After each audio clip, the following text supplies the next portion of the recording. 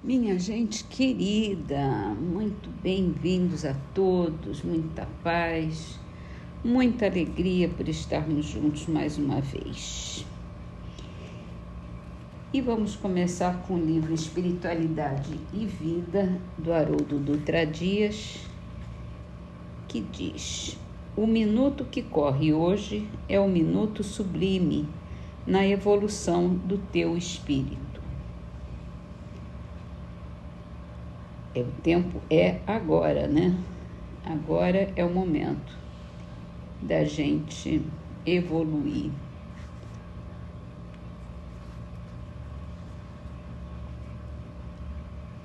Temos que investir nisso.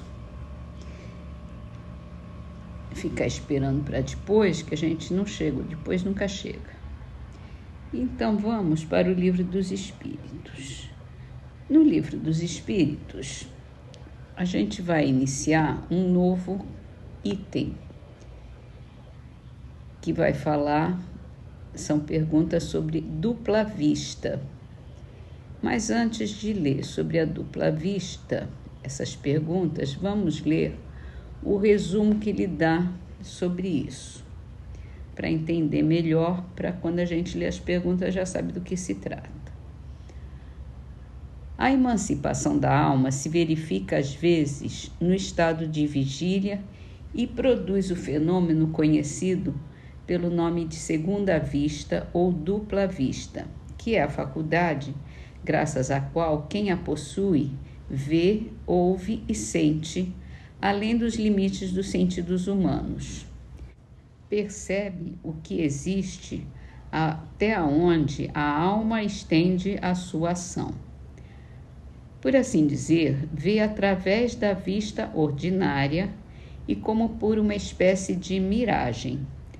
No momento em que o fenômeno da segunda vista se produz, o estado físico do indivíduo se acha sensivelmente modificado.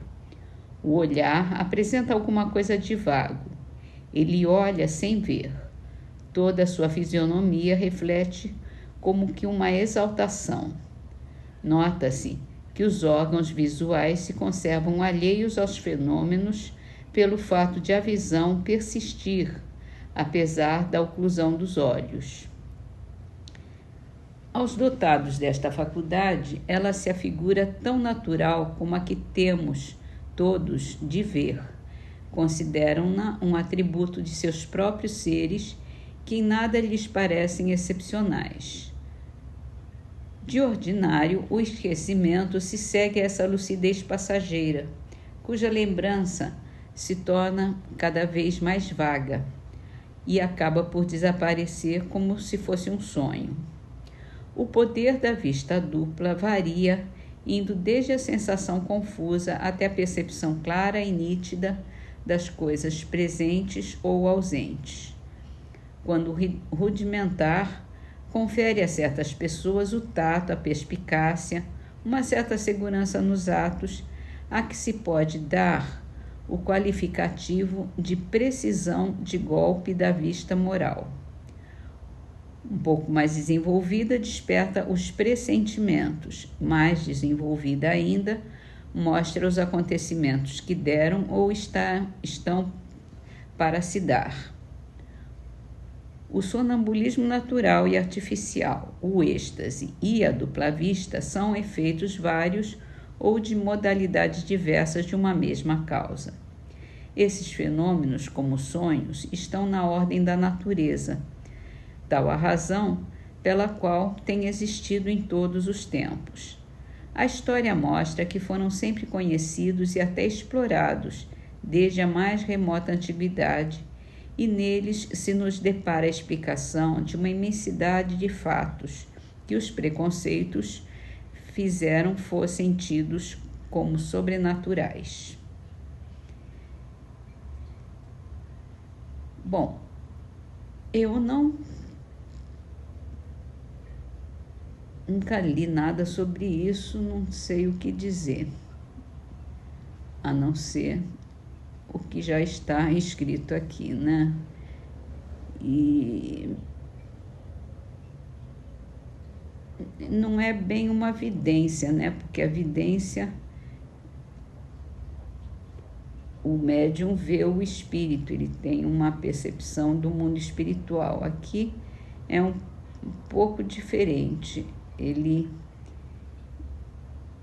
vai vislumbrar algum acontecimento, vai dar como é que ele diz aqui? Tato, perspicácia, segurança nos atos, pressentimentos. É uma figuração, né?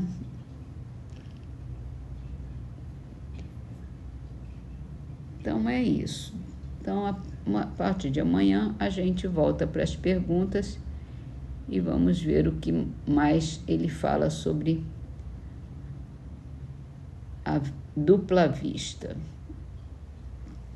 Agora vamos para o livro A Gênese. E a gente entra no item raça adâmica, falando sobre a gênese espiritual. De acordo com o ensino dos espíritos, foi uma dessas grandes imigrações, ou se quiserem, uma dessas colônias de espíritos vinda de outra esfera, que deu origem à raça simbolizada na pessoa de Adão. Por essa mesma razão chamada raça adâmica. Quando ela aqui chegou, a Terra já estava povoada desde tempos imemoriais, como a América quando chegaram os europeus. Mais adiantada do que as que tinham precedido nesse planeta, a raça adâmica é, com efeito, a mais inteligente, a que impele ao progresso todas as outras. A Gênese nos mostra, desde os seus primórdios, industriosa, apta às artes e às ciências, sem ter passado aqui pela infância espiritual, o que não se dá com as raças primitivas, mas concorda com a opinião de que ela se compunha de espíritos que já tinham progredido bastante.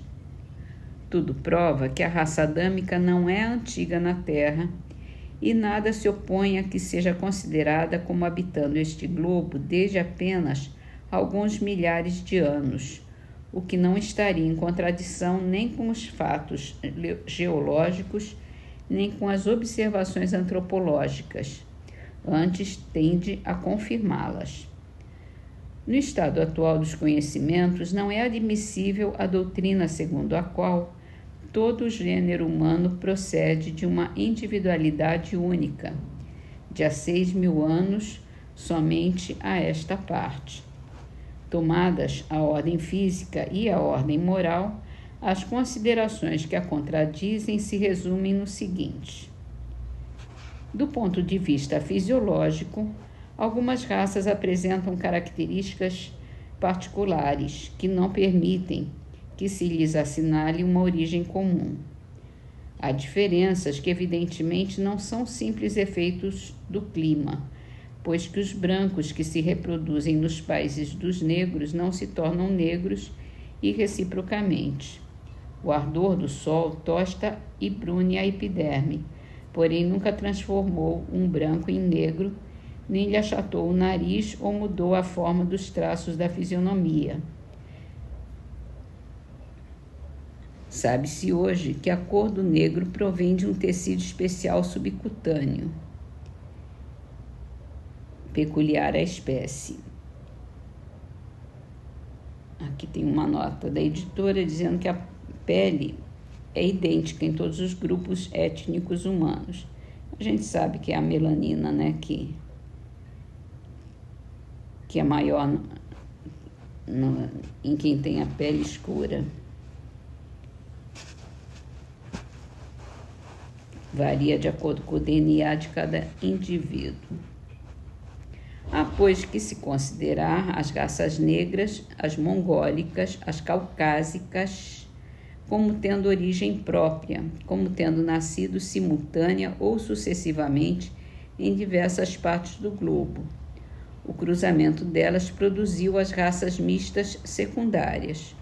Os caracteres fisiológicos das raças primitivas constituem indício evidente de que elas procedem de tipos especiais.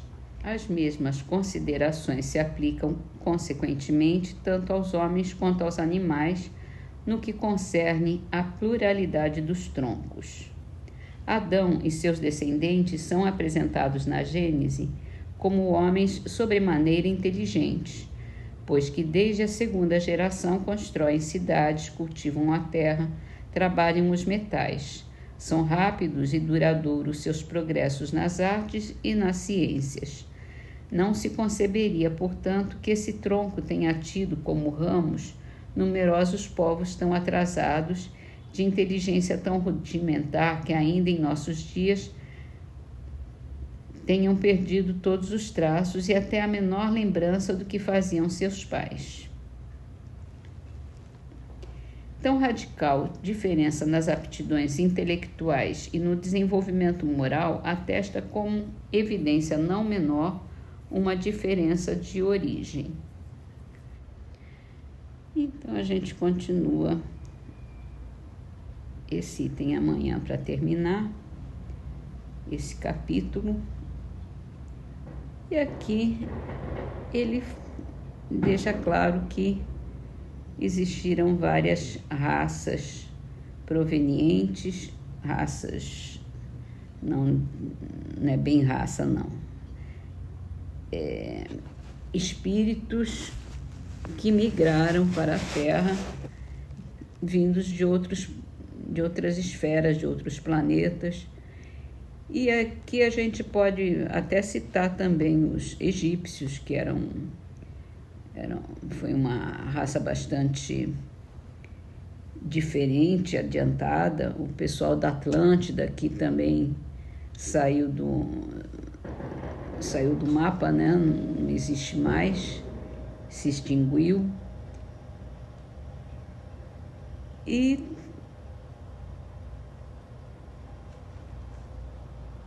eu não gosto muito dessa história de dividir raça entre branco e negro e caucasiano e chinês, porque eu acho que não é bem essa divisão certa a se fazer. Afinal de contas, na China também teve um bocado de evolução,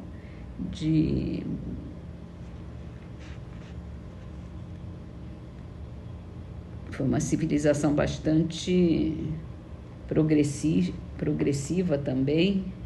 Então não há que se falar em atraso ou adiantamento por causa da cor, por causa da origem. Acho que tem a ver mais com essa imigração mesmo dos espíritos. Mas, enfim, amanhã a gente termina para ver como é que fica. E vamos terminar as nossas leituras com a trova de Chiquito de Moraes, Reencarnados é o nome, do livro Orvalho de Luz, psicografado por Chico Xavier. Ontem, tirano na praça, falava insincero em tudo. Hoje, mendigo que passa gaguejando, tartamudo.